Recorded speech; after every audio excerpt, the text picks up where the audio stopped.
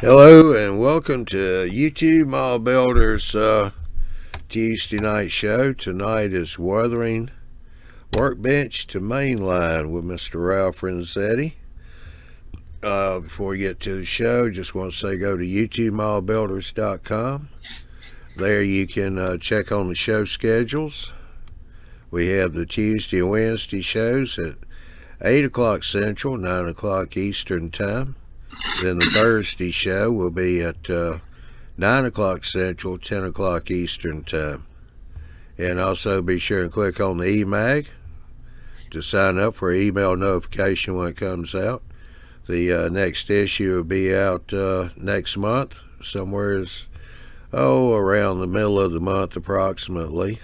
So be sure and get signed up so you get notified when it comes out. And now let me do a little hocus pocus here, and we'll hand it off to Ralph, and it's all yours, Ralph. Hey, hello everybody for Canadian Boxing Day, December 26th. I hope that you had a very good Christmas and that you got everything you were looking for Christmas. I hope that I can give you something more. I thought tonight I would do something a little bit different since it is weathering. It may not be what you're planning on, but it is definitely weathering, and this applies to everything what I'm going to show you. There are two forms of weathering that you can do if you're doing a paint job from the beginning. There's what they call a salt technique and a hairspray technique, and done on plastic they both work excellent. So with the salt technique, I take I went out and got some, I guess it's coarse gray sea salt. Doesn't really matter what kind it is. Kosher salt's good because it's smaller granules. Rock salt that you put on roadways and so on, that works well too. The stuff that I have comes in a bag like that, and they're probably about a 1/16 of an inch, maybe a little bit more variation. And what I do is I put it on a tile, a ceramic tile, and I sort of flatten out some of the granules. And where the heck did my salt jar go? There it is. And I use the window washer from my car. So there's my salt, broken up pretty well. I don't want it real fine because when it gets wet, the small stuff dissolves, and you're not going to get anything from that. It's the larger granules that are going to give you this technique. So that said, I'm going to show you some pictures of what it looks like when it's done. So, and then I'll show you how to do it.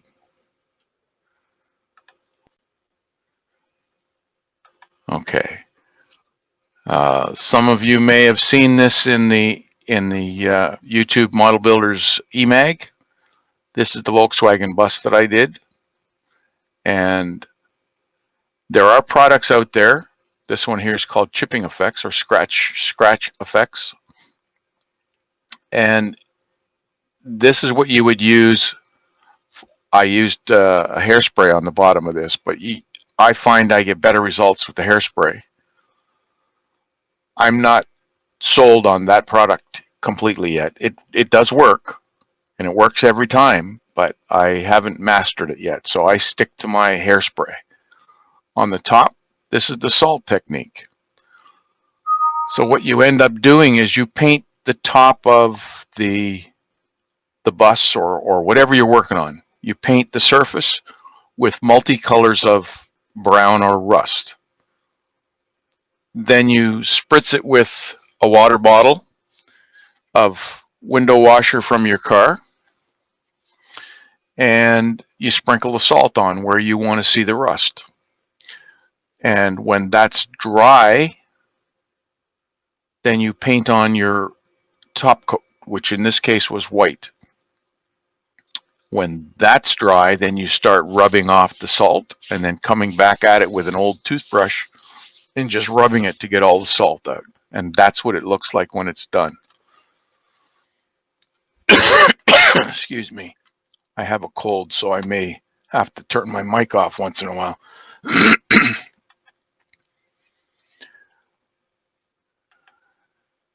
I mean, I can tell you all kinds of stuff about this van because this was an experiment for me, and I did all kinds of things with it. I mean, you can take a Dremel tool and cut out the old rust spots if you want. Like here, I cut the floor out with the Dremel tool.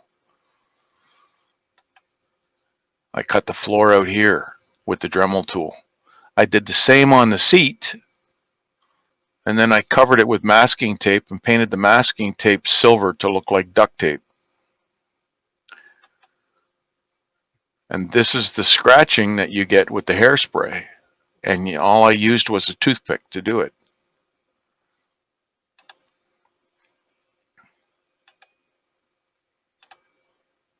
I did the same with this little scooter.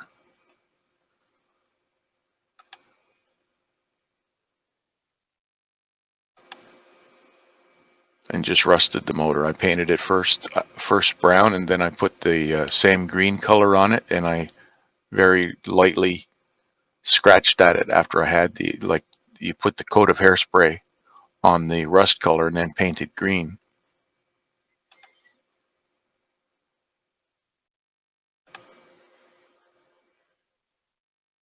And then once you've got your colors basic and you've got your scratches and streaks and the rust on the roof the way you want it, then you can go back with some rust powders or the MIG ammo and add more color to it, which is what I've done on the floor here. I used a bright or fresh rust wash on top of the dark brown. Oh, there's all kinds of things you can do. This falls under weathering as well. This is the canvas roof that used to be part of the Volkswagen, and because I didn't have all the parts with this Volkswagen, I had to make it myself. So I made a brass frame, and I used polyester resin and just folded it like curtains to build my my roof, and then bent it over like it had fallen inside of the van. But that's just polyester resin. It's a two-part resin, and then it got painted and weathered. Everything in this diorama was rusting away, everything. Even an old battery dripping down here. And this debris on the side here, I thought I'd throw it in just for the hell of it. I went to visit my auto mechanic and I said to him, "You've got my car.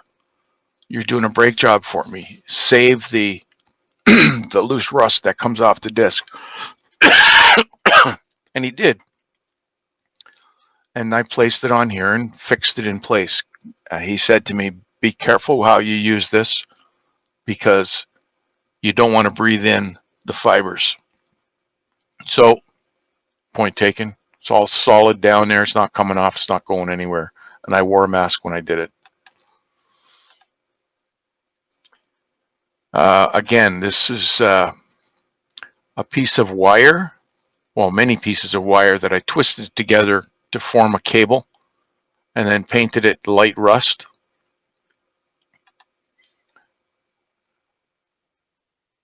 Actually, it's the wire from an electrical lamp cord. The very fine braided cord inside. I took, I think it was about 8 or 10 strands and wound them together.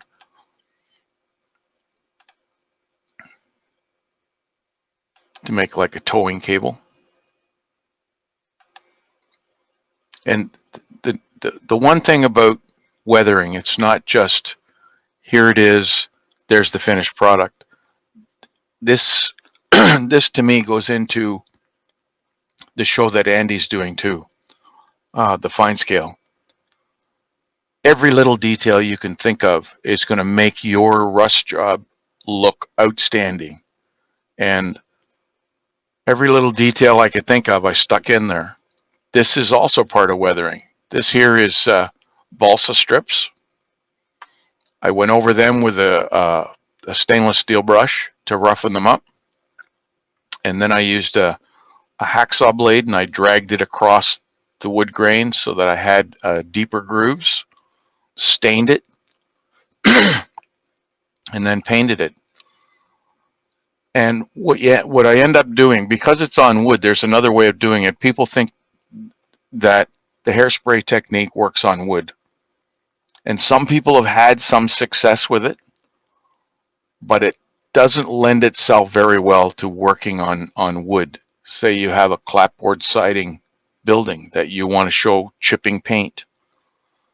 The best way to do it is to stain it first, like this, the group in the middle, and then soak them in mineral spirits once it's dry. Soak it in mineral spirits, and then paint it with acrylic paint.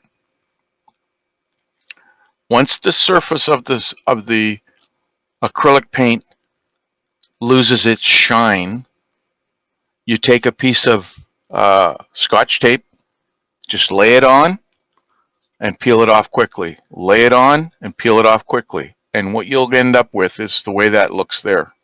You can also use a wire brush afterwards. But if you use a wire brush, you're going to take off more than you need to. So be careful.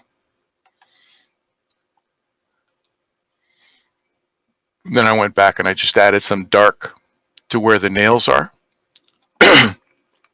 And the nails were actually made from solid copper that you get from telephone wire.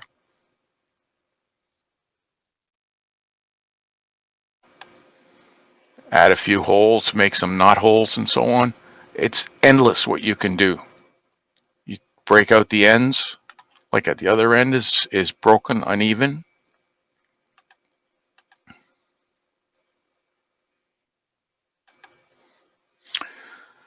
And there's that same cable. It's light rust on underneath the water, and that water is magic water. And then I painted on top of the bright rust. I painted the dark brown again, so it was lighter underneath where it would be, and if it was in water, that's the way it would be.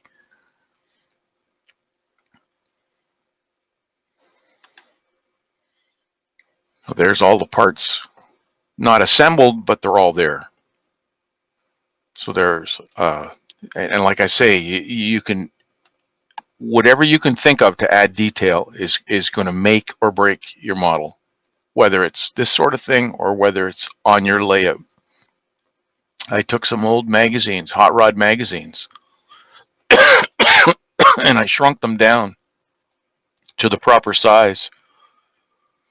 I took a photograph of the original van, and this is a scratch-built computer laptop, so I put the picture on the screen to make it look like what the van used to look like. The shopping cart came from a friend of mine. He has a company called Wild Hair Models. He has a lot of photo etched products. He does O scale and HO, and he has some beautiful fire escapes if you're looking for it.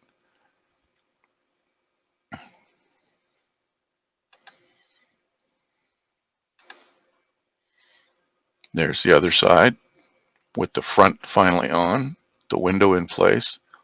And you can't see it very clearly, but right in the middle there's a hula dancer on the dashboard. I was thinking of a pair of dice, but I don't think the pair of dice would have lasted in a junkyard like this.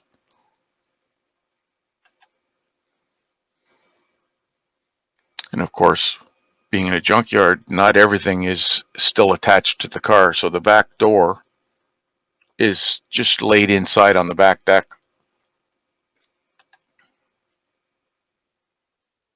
There's a better picture of the hula dancer.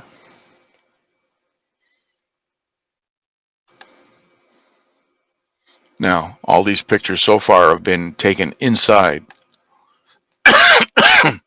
The the best way to find out any mistakes in your modeling is to take it outside and photograph it in sunlight, and you'll see where the errors are. Well, first off, a camera will do that anyway. If you've missed something, because you're working on it constantly, you want a fresh eye. And if you use the camera will bring out things that you are overlooking because you've been working on it for so long. So there it is outside.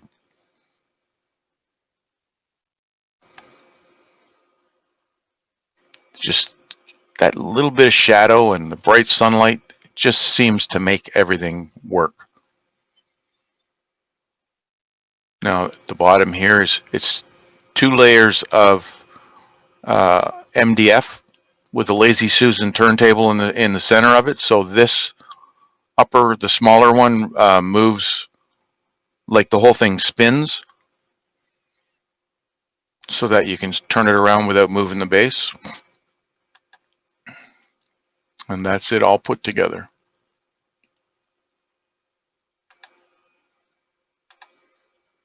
And you can see the nails in the fence.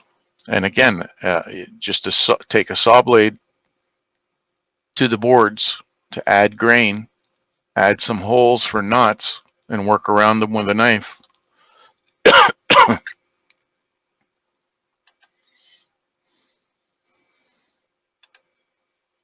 Okay.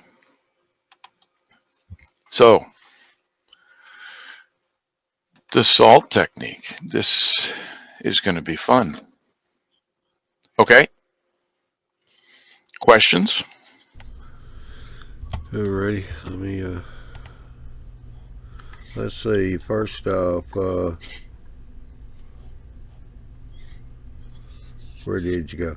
Oh, Dwight was. Is there a good acrylic that is a rust color? Good question. Just to give you an idea, there's 3 different browns. I don't know whether you can see them. Yeah. There you go. 3 different colors of brown. I use Tamiya colors because they're easy for me to access because I work at a hobby store. So I have XF79, it's called linoleum deck brown. XF9 is hull red, and then flat brown. And that's how I got the roof to look sort of modeled, if you want to call it that.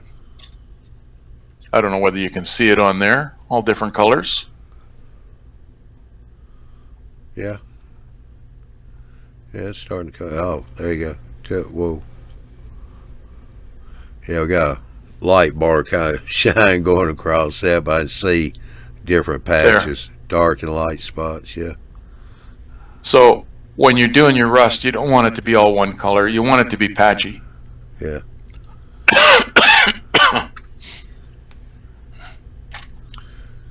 Okay.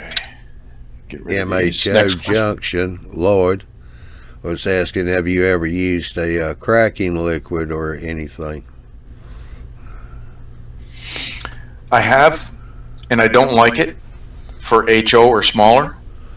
For anything bigger is fine, because the problem with the cracking liquid is you can't control the size of the cracks. More than likely are going to get larger cracks, but to scale, they're way out of scale. You want it a lot smaller. So there's ways of doing it other than using a cracking liquid. I've seen guys use white glue, paint the thing with white glue and then paint acrylic on top of it. And as the white glue dries, it cracks the acrylic paint. Don't ask me how or why. It does. Doesn't do it all the time though. Yeah, Ethanville, which is Matt, he has sea salt or rock salt. It's your choice. It's your choice. If you can also use iodized kosher salt if you want. It really doesn't matter.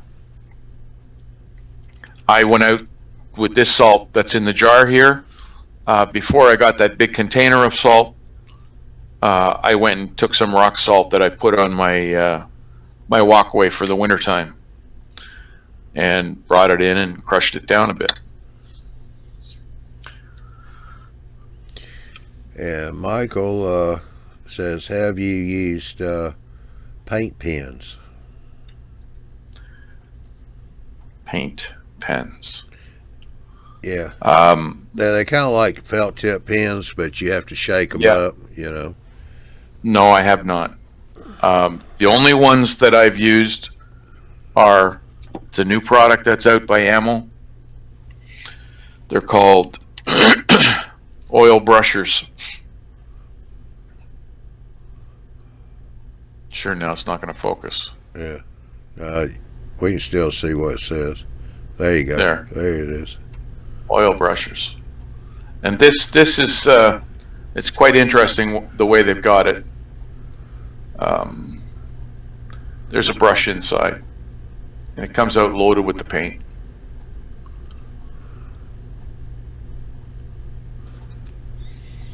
And with this, it's not really meant for painting. It's for spot coloring, and then using mineral spirits to spread it out and drag it down.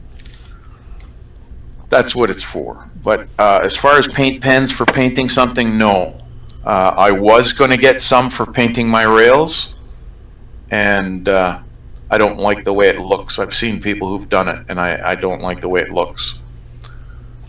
So I use my Tamiya paints, and I mix them up in a 50-50 mix, or maybe even 60-40, 60 alcohol, 40% paint, and airbrush my rails and ties. Then go back with every other tie. Every once in a while I'll throw a tie in that has a lighter color. Or you can use the Rust-Oleum spray cans. It's just, if you use the Rust-Oleum spray cans, you better make sure that you have an exhaust fan that's going to exhaust the air outside. Because you'll be painting your rails and indoors, and you're going to get high. Guaranteed. Unless that's what you're looking for. I don't know. Everybody has their own thing. Yeah, Brian W. said he got new weathering powders and an airbrush from Mrs. Claus, and he was looking forward to this episode. Okay, and which weathering powders? Yeah. Dwight said that he didn't get his SD40-2 in museum quality from me for Christmas. Yeah, Dwight, I don't think you've been that good a boy this year. Your wife didn't give you that many accolades. She gave you a lot, but not enough to qualify for museum quality. So maybe next year.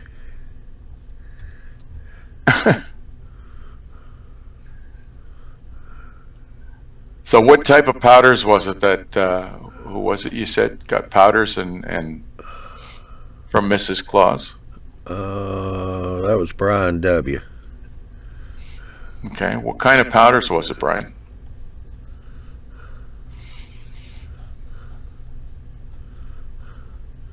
Yeah, it'll probably take him a minute to get it in chat. Matt was saying paint pens are good for graffiti. Michael was one that's asking about paint pens. And the one thing I found with paint pens for graffiti, if you're not careful, if you try and go over it to darken it up a bit, it tends to take your first layer off. And you have to get just the right ones. There's certain ones out there, and I can't remember which ones they are now. I have a buddy who does graffiti like crazy, and he swears by this particular product. If I can find out by the next show, I'll let you know which ones they are. Yeah. Okay.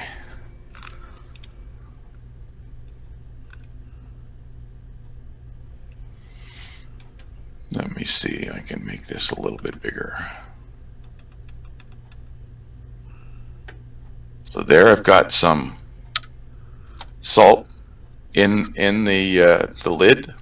And you can see it's not very small granules. It's small enough. It's about the size of kosher salt, I guess. So the idea is to take a spritzer, and there's my bottle. I hope this doesn't go funny on me now, because usually what I do is this has been sprayed with hairspray, Yeah. and I usually put a coat of dull coat over it.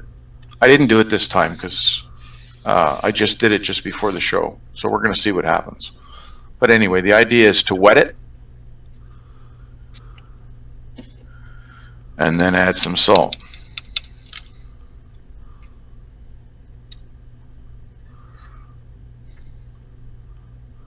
Come on. Yeah. Doesn't want to go. Of course not. You're doing the show. That's right. And if you want, you can add a bit more water to encapsulate that. Now, like I said, this is windshield washer from my car. Okay? So, in order to speed things up, I'm dropping stuff all over the floor here. In order to speed things up, I have one that I prepared earlier, like about a week and a half ago. So I hope the paint doesn't, or the tape doesn't take everything off, because I had it covered with masking tape, so the salt doesn't fall off. Just got to get the tape started. By the way, Matt said he'd appreciate if you get the name of those pins for the graffiti. Okay. All right, here we go. So this is going to take some of the salt off, which is fine, because at this point I'm going to take it off anyway. But I just wanted it to stay there, because what you do after this dries, you just spray on your base color, the color you want, the roof color. If it's white, if it's blue, if it's green, doesn't matter. Once the windshield washer liquid is dry, then you can add your paint color. So in this case, I added green. This is the same green I put on the Volkswagen, by the way. Okay.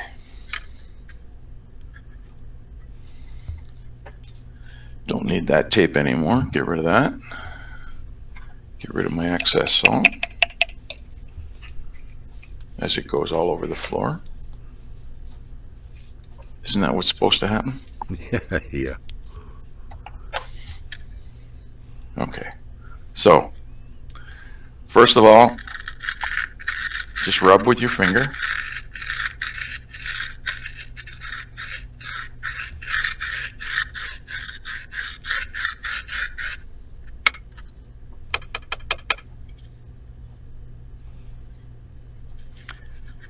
And then you wet it again. Probably be able to reuse that. The salt? Yeah, that you rubbed off. Not really, because it's got paint on it and it won't dissolve properly. Oh, yeah. Okay. So the idea is to get it to dissolve the best possible way.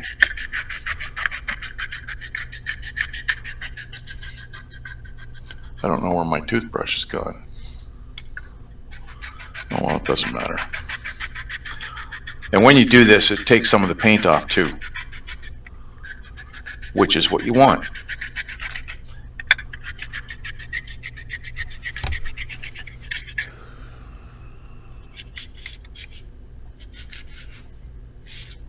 So there's what you end up with.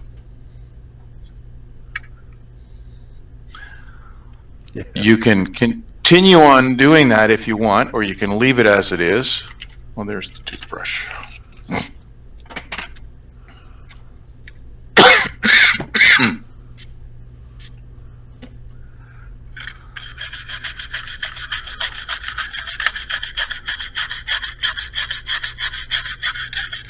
And again, when I paint, I usually, when I'm doing something like this, it's either 60-40 or 50-50 mix of paint.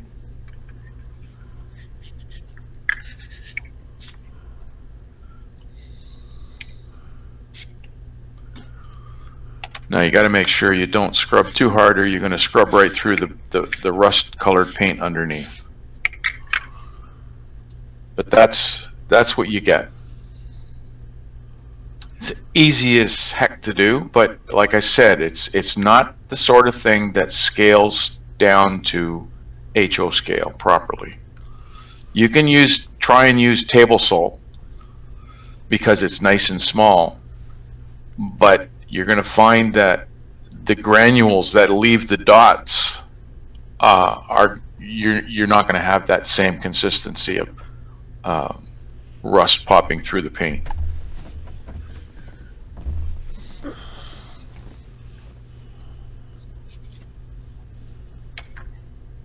Okay. Come on, hurry up and dry.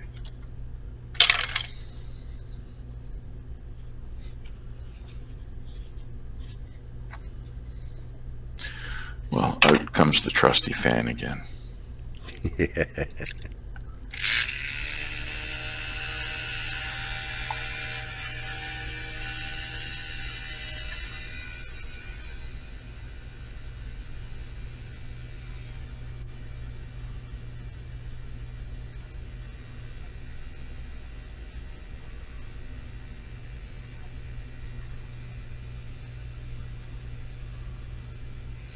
Okay, what I can do while I'm waiting for that to dry is I'll just flip this over. And this blue one, the blue paint, has been prepped with the brown as a base coat, hairspray, and then my paint color. So, and I did this literally 15 minutes ago. So you wet it, find yourself a toothpick. You can use the fine part of it, or you can use the heavy part of it. And just move along a little bit until you get something started. There it goes. Oh, it went right through to the white plastic.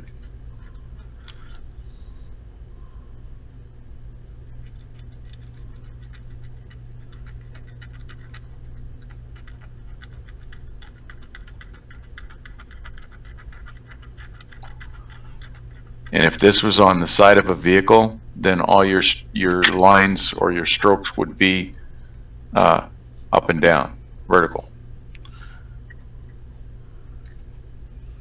Yeah, I'm starting to see a little bit of brown come through. Well, the whole idea, the way this works is once the water gets below the surface of the paint, it starts to dissolve the hairspray. And once that happens,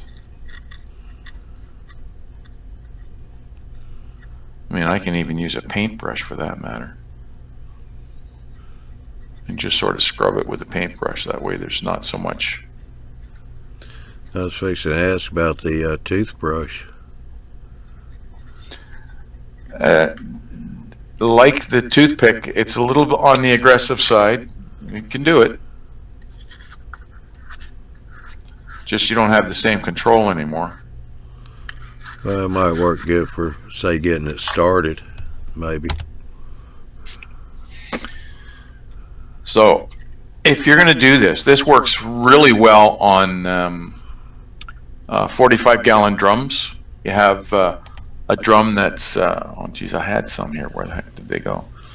The top and bottom rings are painted the same color, and the middle one is usually white or something like that. You see them two-color drums.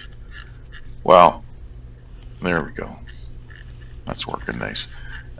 You can do it on the sides of the drums to make them look like they've been abused and knocked around and so on. So that's where this technique would come in handy too.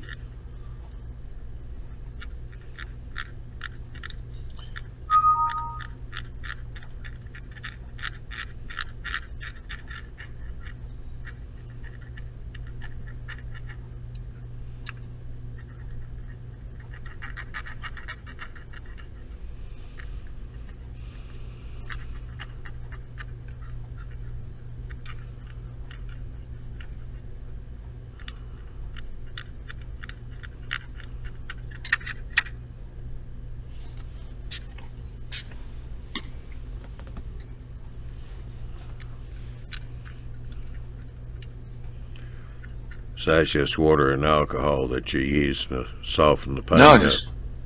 it's just the window washer. Oh, okay.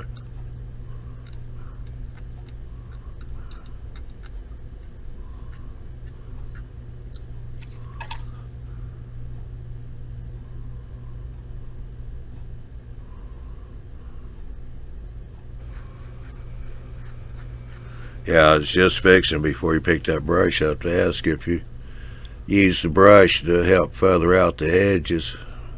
It does.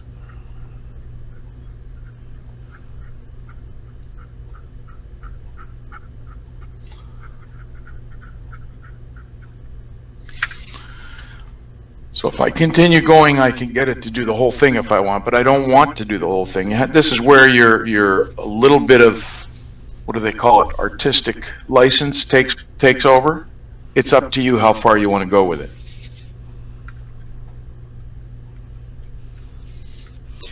All right, Matt has asked, what does the hairspray do?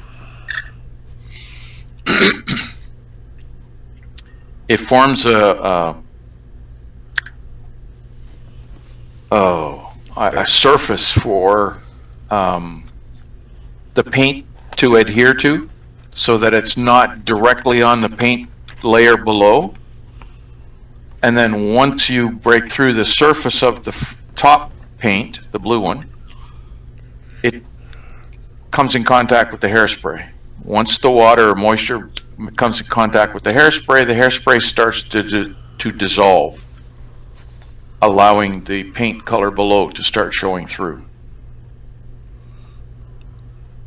So you can get these same effects or something similar to this on the side of a grain car. Well, who knows what's been rubbing on it that would cause that sort of thing. And that was leading me up to the next question of Michael. That was, can you do that effect on the side of box cars? You can. The thing about the box cars, you have to really look at a prototype photograph when you're working on structures, which is where most of this here would be used, or on my model of the Volkswagen. You don't have a prototype to work from, so it's all sort of in your imagination, and you have to be careful, because if your imagination runs wild, you're going to overdo it. That's the one thing that we keep saying is less is more. You've heard that many times before, I'm sure. It actually literally does make sense, because if you tried to do it from your mind and not from a prototype picture, you will overdo it, because you want to do more, and doing more is not going to make it look any better. There's a point where it's great or good, then it's great, and then it starts to go off because you've overdone it.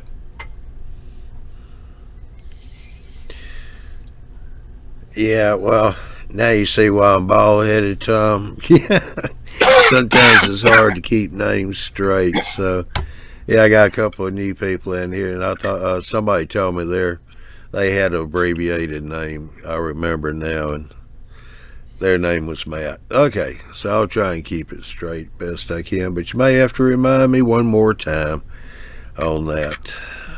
Okay. The next thing, similar to the blue, this green, I did this green literally 5 minutes before the show.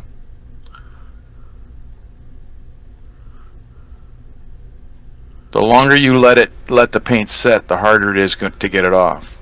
Now what I did with this one is I have a layer of brown. The brown is still there, but on top of the brown I did hairspray. On top of the hairspray I did white. Then I did hairspray again, and then I did green.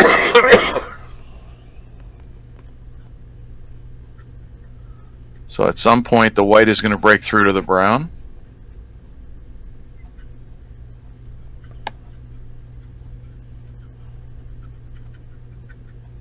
Sure, now that I'm saying it's going to break through, it won't.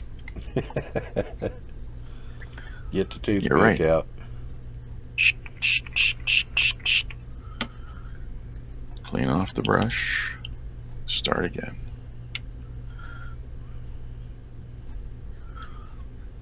Now, one thing you can do, if you're using this technique, you can use the original Windex, but I would be careful because it has ammonia in it,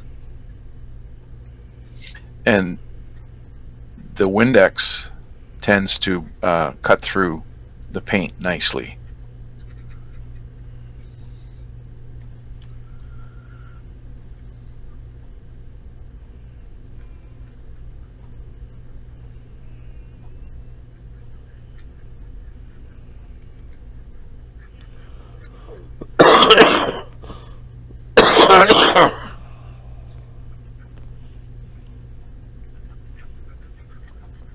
Come on. I didn't put that thick a coat on. Oh, I can start to see brown.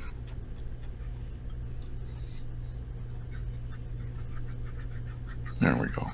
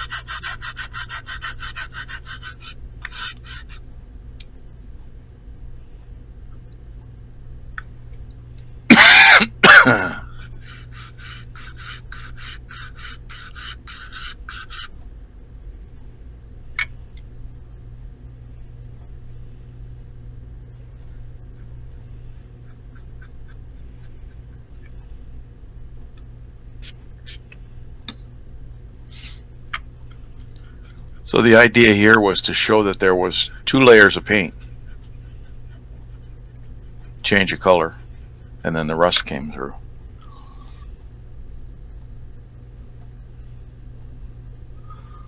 So if this green had been dried just a little bit more, I wouldn't get all this green coming off like it is. But you get the idea.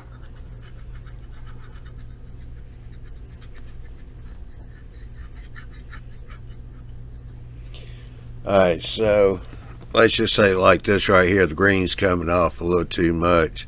So if you just dry that Windex off there, the washer fluid, and let the green dry a little longer, and then come back, would you still be? You got to be careful though, because if you rub it, you're going to take it off with the paper towel as well. Blot it off like you're doing now. Yeah. Yep. That way you let the green dry where you can come back. Of course, your white and everything else is drying too, but at least you work a little bit more on the white and not have to worry about the green getting too soft. So basically, that is dried now, and that's ready for paint.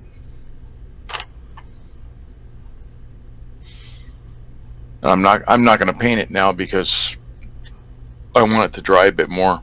Because what the salt does, some of it dissolves to a liquid, and that's what gives you those blank spots, like down in here, the larger areas. Yeah. So what it ends up, let's see.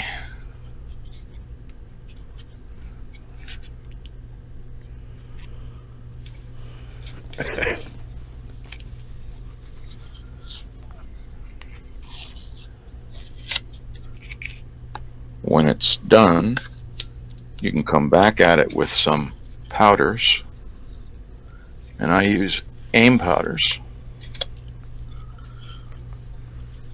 and that's basically what it looks like. So not only do you have the rust spots that have popped through because of the salt, but now you add, and I did it with a sponge. I used my gouaches,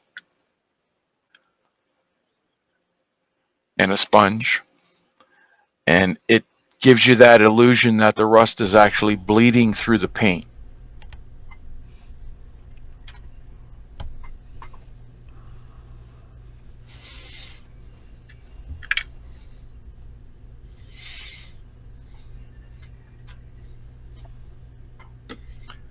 Now this basically is if you're going to use or if you paint your own cars from scratch, you would be able to use both of these techniques.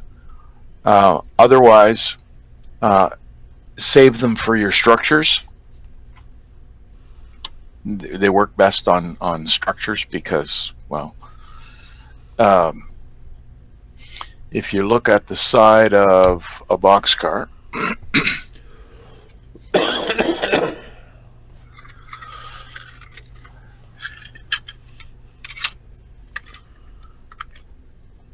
now compare that.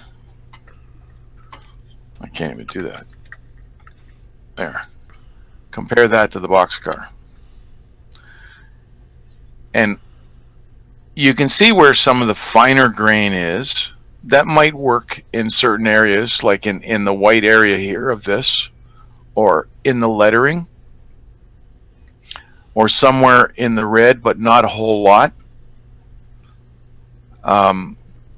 But basically because you can't get the small granules to stay that size without melting, this is why it doesn't scale down.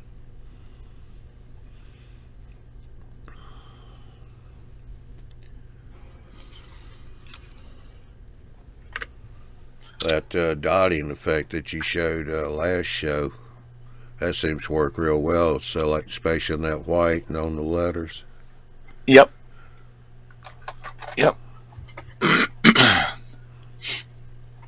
There's some other methods where, and you really have to have patience to do the next one I'm going to tell you. You want to do dots, like you've seen a bunch of coil cars, and I don't even know whether I have a photograph of it now. I should have grabbed it earlier. The coil cars, because they've been knocked around so much, they have these, it's like a protective cover or lid that gets lifted off, and it's half the length of the car. There's two of them usually on the car. They get knocked around so much the paint gets chipped. So they constantly have all these little dots on them, and I tried using a real open bubble type of foam, like this stuff. It sort of works, but not the way I was hoping it would work. So I ended up doing it with a brush, and just dab with the brush to make these little dots. You know, you just dab, you know, and the whole thing, and it was absolutely amazing, or the amount of time it took to do it. So if you don't have to worry about the amount of time it takes, more power to you, because that method comes out the best of all. I'm not sure now if I have a photo of it.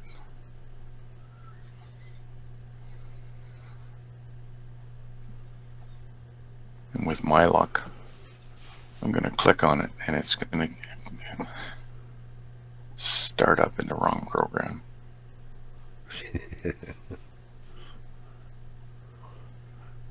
Okay. So is there anything else on this salt and hairspray? No, Tom, Etherville, says so it'll work great on silos. I guess you just talk about the hairspray. Yes.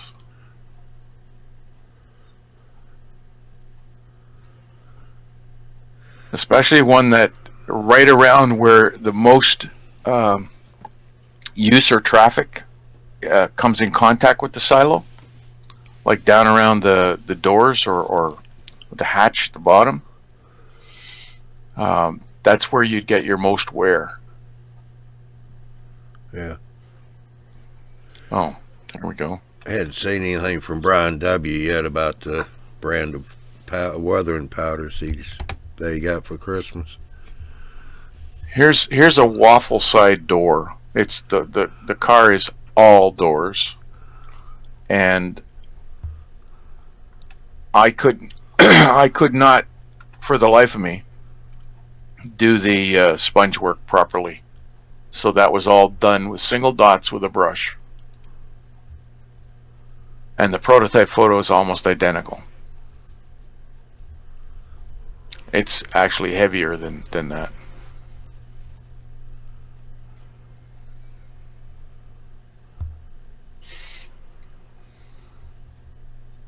But I use all kinds of different colors. This color here that I did that with is life color. And it is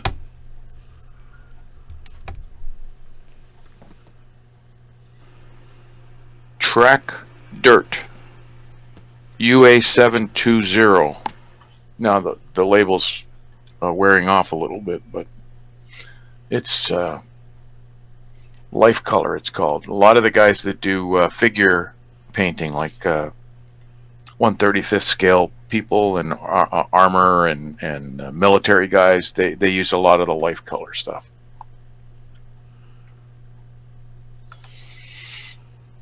So there's the life color. You can see that it's coming off, but it's still there. It's readable. Track Dirt. That's the color. It's a little bit. I guess the easiest way to compare it, it's not milk chocolate color and it's not dark chocolate color. It's in between, like a semi-sweet chocolate. If you know anything about chocolate, maybe your wife does or your girlfriend. No comment. No comment. That's how I know. My wife does a lot of baking, so.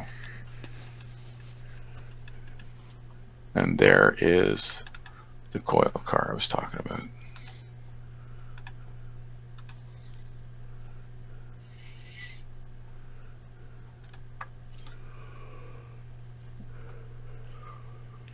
So this here, the first one is just streaks.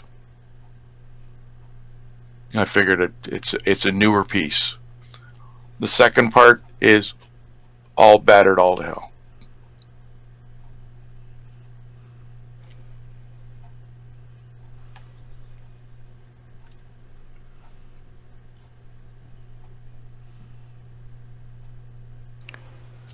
So weathering becomes habit forming if you really get into it.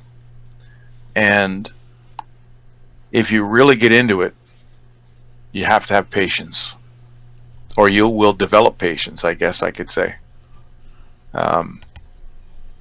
because it takes a steady hand and a lot of patience. You got to wait for paint to dry, and I don't do more than 2 or 3 cars at a time because I don't want it to be a production line sort of thing. I want each car to be individual. So I'm using prototype photos. And if I can't get the exact prototype name or road number, or pardon me, road name, I'll find one that looks close to it. And I will use that as a guide. So the bottom part of this car hasn't been done yet because I haven't found a car, but I found a whole series of these covers. And I just happened to be when I was taking the commuter train home from work. I used to see these things parked along the side of the rail, the main line. So one day, instead of going straight home, I had my camera with me, a little point and shoot camera, and I went and took pictures of these things. So I haven't done the bottom part because I was more concerned about getting the tops. And what ends up happening is you may have 2 different road names on the same car. The box cover or the the coil cover will be different. This one may be blue, maybe Conrail, and the other one's Milwaukee Road, or UP and Milwaukee Road, or all kinds of different variations.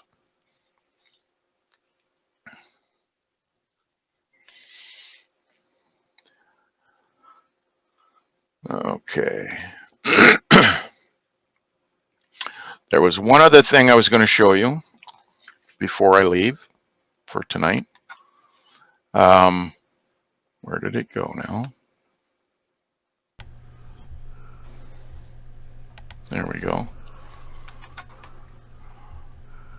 Another Volkswagen. After doing the first one, I had to do another one, and both these kits, when I got them, were part kits. They weren't complete.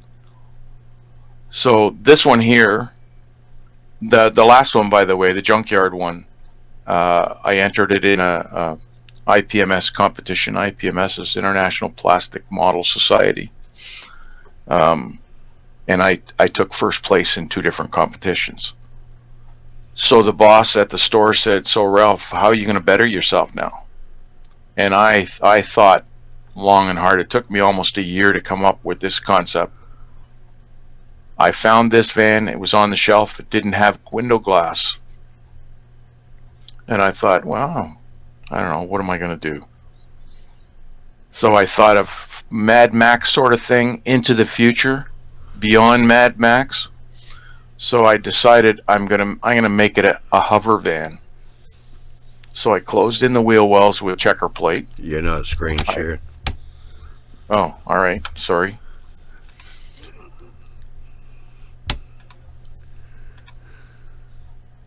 There we go.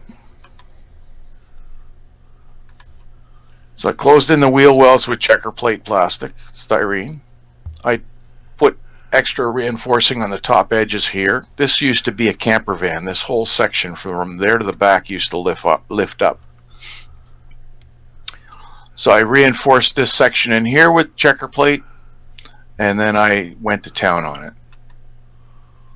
I didn't have any window glass, so I figured, well, what can I do? I'm not going to use acetate because there's too many compound curves and so on. So I ended up making these bars on the outside like you would see in Mad Max. And I made it for the side windows as well. Closed all the other windows in. And then I wrote a letter. This is a Revell model kit. So I wrote a letter to Revell and asked them if I could buy the decals that they have for, or decals that they have for one of their models. It was a Volkswagen bus similar to the last one I showed you. But it was a van. And it was a Jägermeister van. So I figured, well, no, I got to have those decals. So I bought them from them. I made this little platform for the top. I added a little bit of steampunk to it. There's the Jägermeister colors.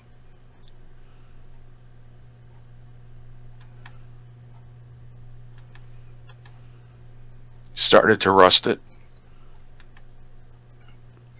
This here comes down from the stuff I'm going to put on top. It has the piping that goes down, one to each wheel. Excuse me. And I had a little cylinder shaped thing underneath each wheel. There's the inside of it that this wood paneling came with the van. Everything else is scratch built to go inside.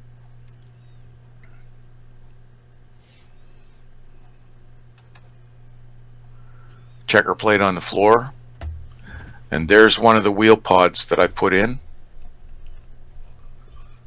And I literally had this thing hovering. Oh, sorry. How did that get in there? I don't know. There's the steampunk stuff I put on the top with an air conditioning unit on the front. Have no idea what these represent, but they fit on there, and I didn't rust them, I aged them because I painted them a copper color.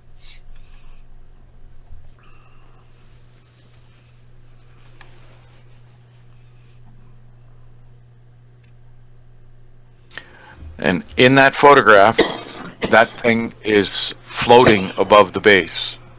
I used electromagnets and you can see this little black thing under here is an electromagnet. It's about a 2-inch diameter. There's an electromagnet in the base that corresponds with it, and it forces it to stay up.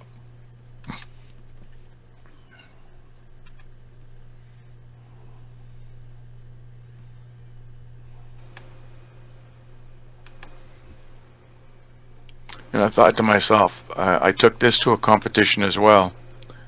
And what ended up happening was, because they didn't have power on the table where my category was, I was right in the middle of the auditorium floor. I went to the organizers and I said, I need power for my display. Oh yeah, okay, put it at the end there. Take power from one of the vendors that's sitting there. So I did that, and they said, well, we'll make sure you don't get missed. So it never got judged because they forgot all about it. So it still hasn't been judged. It's a year old now. And this is just done with some of the MIG ammo stuff, the oil stains on the ground. The base is all styrene. So after not being judged the first time, when I entered the second time, I borrowed, because it's a 12-volt power supply that operates the electromagnet, I borrowed my son's motorcycle battery. So I changed the shape of the base slightly so that I could incorporate the battery inside. So there it is, and that's floating. I ended up getting second place. That truck right behind me is what took first place.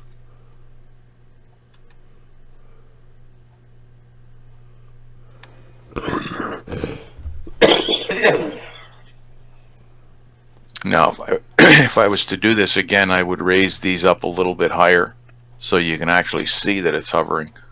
I had to write on the contest entry form on the that sits underneath the base, yes, it's really hovering. And it was only the little kids that were at eye level that actually saw it hovering. There's the truck.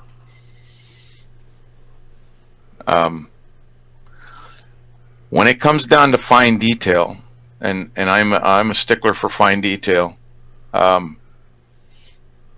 Not that it's sour grapes, but I think this guy is a local race car driver, and that may be why he won first place, because the finish on this, you could see it here.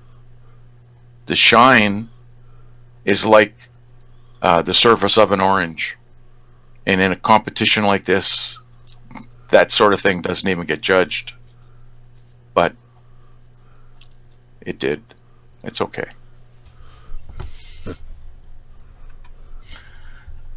So there we have it. So next time, I was going to take, since we're all doing railroading stuff, and I don't know whether you can see the rock work that's in behind me.